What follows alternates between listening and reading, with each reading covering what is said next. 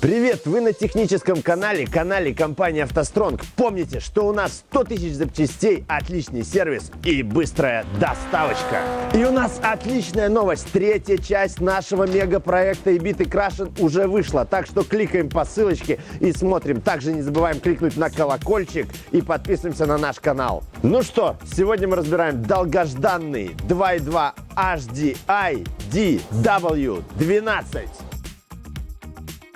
Двигатель 2.2 HDI создан на базе двигателя 2.0 HDI. Помимо увеличенного объема за счет хода поршней, установки 16-клапанной ГБЦ, он отличается коллектором изменяемой длины, турбиной с изменяемой геометрией, а также наличием балансировочных валов. Двигатель дебютировал в 2000 году на Peugeot 406 и Citroën C5. Для коммерческой техники его упростили, поставили 8-клапанную голову. В 2006 году появилась версия B-Turbo, которая выдавала 170 лошадиных сил. И таким образом это был первый четырехцилиндровый дизель с двумя турбинами. Хотя поздние версии с одной турбиной выдают 204 лошадиных силы. Первые версии двигателя до 140 лошадиных сил можно встретить на автомобилях Peugeot, Citroën, Fiat, Lancia. А вот более поздние версии мощностью от 150 лошадиных сил можно также встретить на Land Rover, Mitsubishi и Ford. Сегодня мы разбираем двигатель первой фазы, снятого с Citroën C5. Он очень надежный, может пройти более 500 тысяч километров,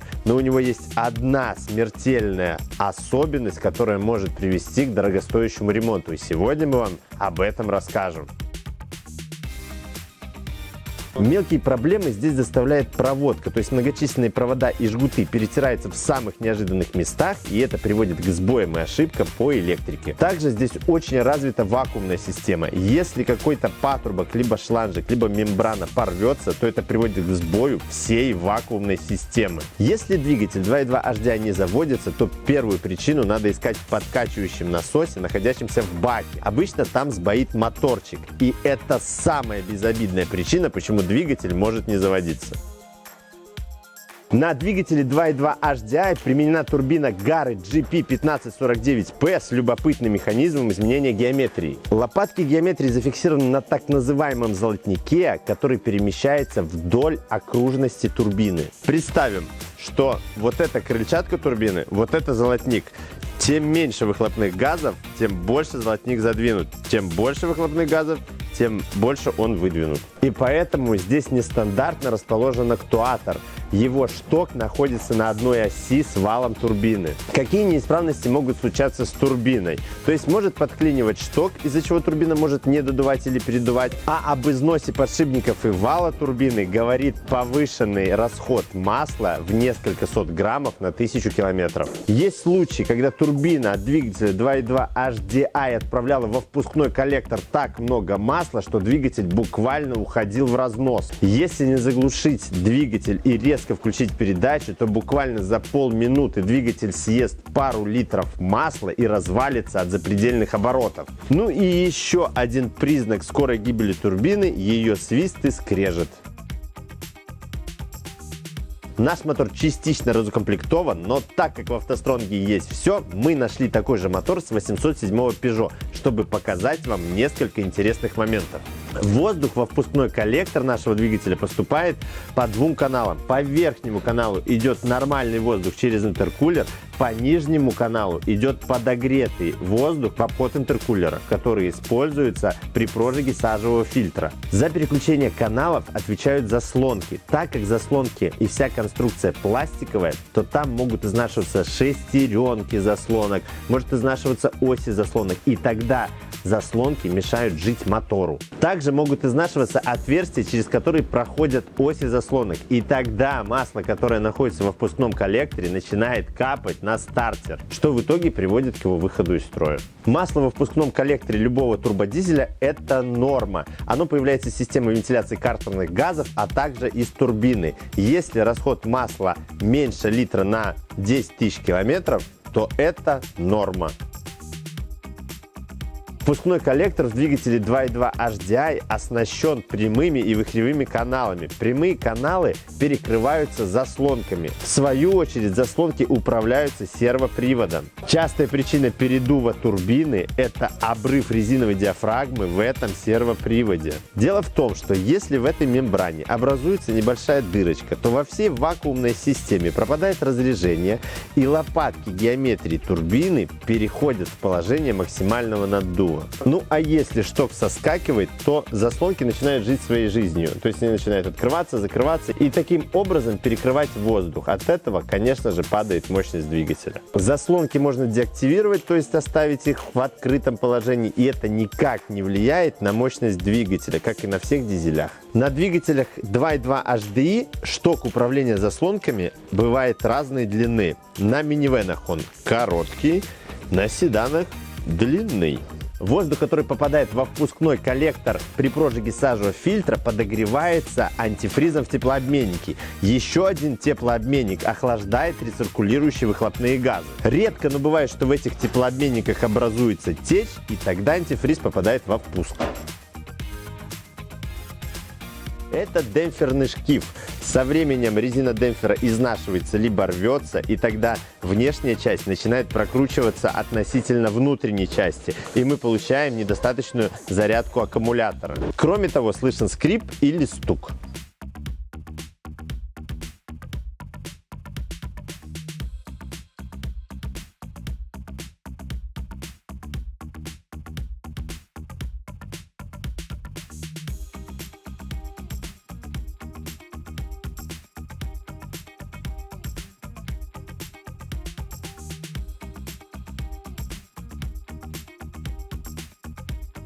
На этом моторе применяется топливный фильтр вставка. При его замене надо вычищать всю грязь из этого стакана.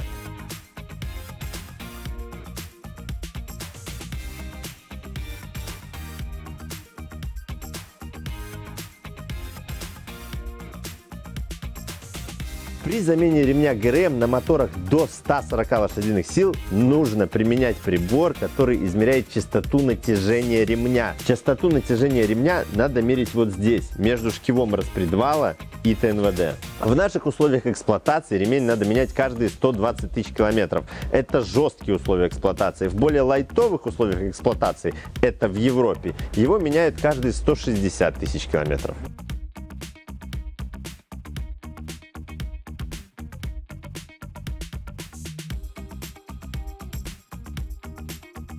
Обратим еще раз внимание на впускной коллектор. Он является частью клапанной крышки, верхней постелью распредвалов, и его не снять, пока не снимешь форсунки.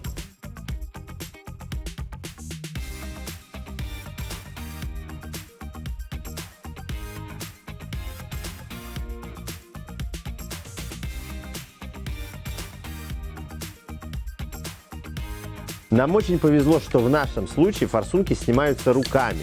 А вообще, среди специалистов двигатель 2.2 HDI печально известен тем, что форсунки снимаются с очень большим трудом. Это в основном касается двигателей, которые установлены на минивенах. Дело в том, что там, во-первых, нету декоративной крышки, во-вторых, двигатель задвинут по самое не хочу, и вода с лобового стекла через дренаж попадает в колодца форсунок. Вреда это форсункам не наносит, но они буквально прикипают к колодцам, и тогда приходится применять гидравлику для того, чтобы их оттуда достать. И специалисты говорят, если форсунка выйдет при усилии до 12 тонн, то она останется целой. Если больше, то ее нахрен разорвет на части. Знающие люди на этой версии двигателя мастерят самодельную накидку, чтобы вода не попадала в колодцы. Форсунки на этом моторе Bosch, и они надежные, но не стоит забывать о замене вот этих огнеупорных шайб каждые 60 тысяч километров. При прогорании вот этих шайб компрессия у двигателя снижается и колодцы закоксовываются. Ну и явный признак неисправности форсунок – это затрудненный запуск двигателя, особенно на горячую.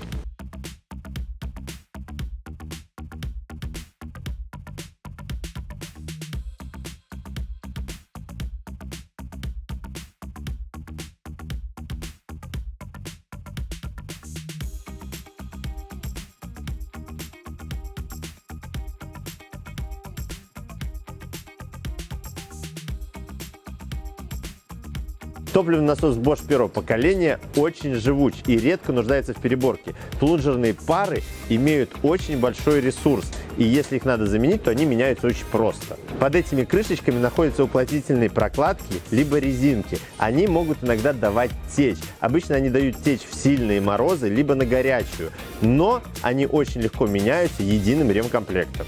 Иногда из-за течи топлива из насоса двигатель может просто не заводиться. Если двигатель заводится через раз, то нормально заводится, то с нескольких попыток и при этом глохнет при нагрузке либо при холостых оборотах, то следует смотреть регулятор давления топлива.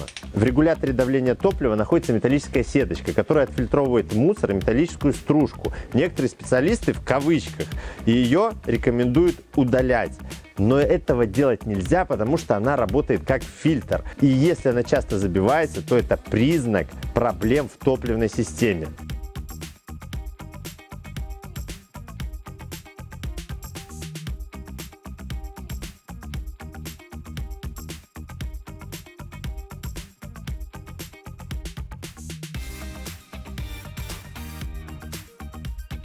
Вот о чем мы говорили. Впускной коллектор является частью клапанной крышкой и верхней постелью распредвалов. И вот наши заслоночки.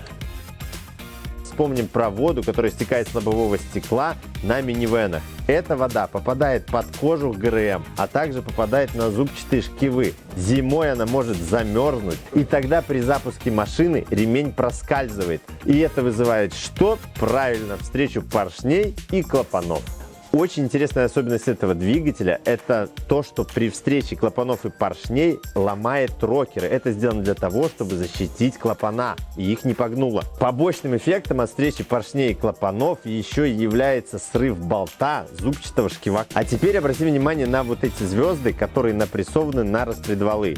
При попытках завести двигатель с буксира, либо при огромных пробегах, эти звезды прокручиваются относительно распредвалов. В зависимости от того, насколько градусов звезды рассинхронизировались с распредвалами, двигатель будет терять мощность, плохо заводиться, либо работать с перебоями. Либо же вообще не будет заводиться, и в таком случае клапана и поршни тоже встречаются. Диагностика покажет, что сигналы распредвала и коленвала рассинхронизированы, и при вскрытии клапанной крышки вы обязательно увидите несколько поломанных рокеров. И вот это та самая печальная проблема, почему двигатель 2.2 HDI не заводится.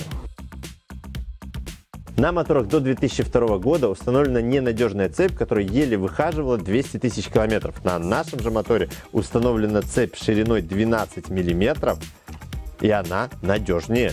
При капремонте двигателя следует измерять длину цепи и менять ее при необходимости. Вообще растянутая цепь шелестит и вызывает сбои в работе двигателя.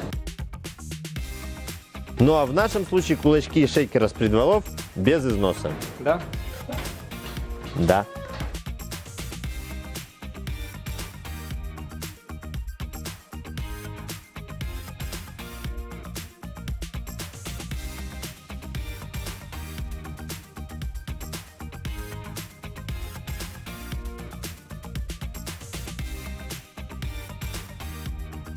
Ну а мы срываем голову этому мотору.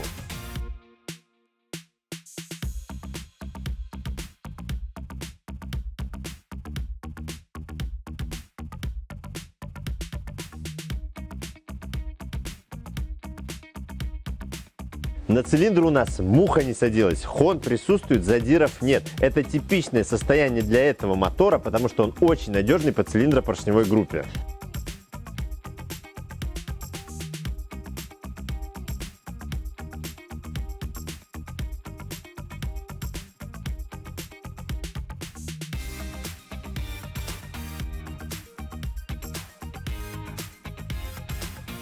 И вот тот самый модуль балансировочных валов, о которых мы рассказывали вам в начале. Здесь все четко. Цепной привод на маслонасос, а балансировочные валы приводятся в движение коленвалом. И с этой конструкцией точно ничего никогда не случается. Двигатель не перестает нас радовать, потому что масло здесь меняли вовремя. Когда я говорил привод от коленвала, я имел в виду вот эту косозубую большую шестерню.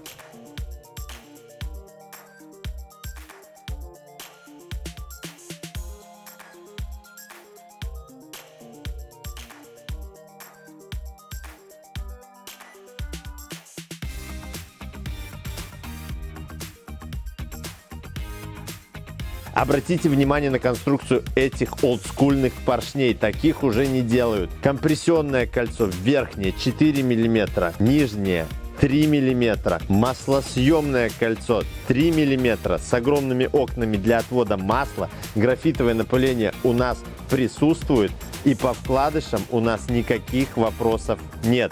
То есть поршни в отличном состоянии. Ну и наш коленвал визуально в отличном состоянии. Разборка закончена, и сегодня мы разобрали отличный двигатель. Да, мы очень много про него рассказывали. Да, есть нюансы, но если этот мотор хорошо обслуживать, то довести его до ручки очень сложно. Так как наш выпуск вышел 31 декабря, компания «АвтоСтронг» желает вам всего самого наилучшего в новом году и поздравляет с этим светлым и прекрасным праздником. Заходите на наш сайт, подписывайтесь на наш канал, покупайте у нас только хорошие запчасти с максимальной скидкой. И помните, с вами была компания «АвтоСтронг».